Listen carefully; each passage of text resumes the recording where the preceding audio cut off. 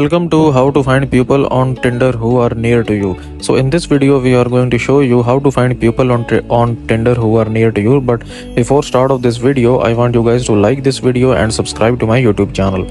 So first of all, what you're gonna need to do is you will basically open up Tinder, and once you open up Tinder, it basically says that we have to turn on our location. Okay, so we will tap on open settings, and then we will basically go to location.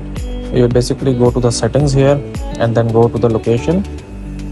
Okay, and then turn on the location, then go back into the Tinder. Now after we have turned on our location, Tinder is now automatically basically showing us the people who are near to me. Okay, so if you tap on the settings icon, you can see that I have set the maximum distance here.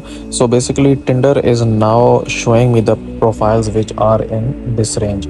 So that's it for this video, guys. If you find it useful, kindly like this video and subscribe to my channel, and I will meet you in the next video.